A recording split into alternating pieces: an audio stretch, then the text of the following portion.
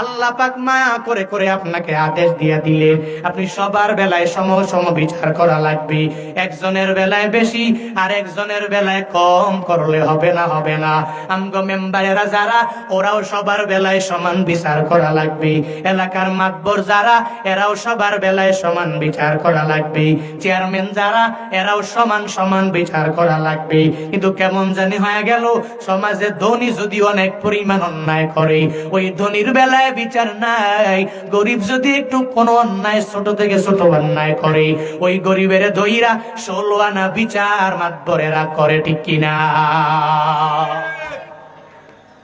ধনীর ছেলে অন্যায় করেছে বলে ছেড়ে দাও, কোনো বিচার করা লাগবে না, কারণ তার টাকার পরিমাণ অনেক বেশি, আমি তার টাকার সাথে পারবো না। এই চিন্তা নিয়ে ওই ধনীর ছেলের সাথে কোনো বিচারের মধ্যে যায় না, কোনো সালিশের মধ্যেও বসতে যায় না। যেই বান্দা গরিব, টাকা নাই, ওই বান্দার বেলায় এত পরিমাণ বিচার করে আব্বরেরা, মেম্বারেরা, চেয়ারম্যানেরা।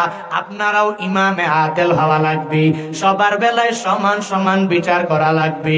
আমার নবী যেই পরিমাণ আদেল ছিলেন, ওই পরিমাণ হওয়া লাগবে। রহমাতুল লিল আলামিন বলেন, ও আমার সাহাবায়ে কেরাম, আমার কন্যা ফাতেমা আমার কেমন মায়ার তোমরা সবাই ভালো করে করে করে করে করে জানো। ওই ফাতেমারে আমি এত পরিমাণ মহব্বত করি। নবী যখন সফরের জন্য বের হয়ে যায়, ওই ফাতেমা রাদিয়াল্লাহু আনহার কাছে দৌড়ায় যায়, আর যা বলে, ও ফাতেমা, আমি বাবারে তুমি বিদায় দাও, আমি অমুক সফরে যাব।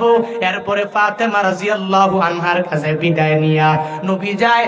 আবার সফর শেষ করে প্রথম যার সাথে নবী মুলাকাত করে, ওই ফাতেমার সাথে নবী আয়েশা প্রথম মুলাকাত করে।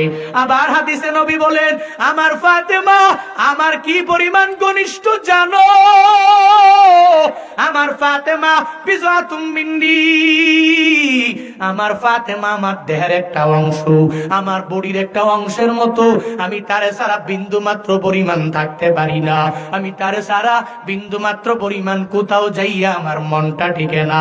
ওই ফাতেমা নিজের কন্যার ব্যাপারে আমার নবী সাহাবায়ে কেরামের জানায়, ও সাহাবায়ে কেরাম, তোমরা শুনে নাও, আমার কন্যা ফাতেমা আমার কাছে অনেক পরিমাণ দামি হতে পারে, আমার স্নেহের হতে পারে।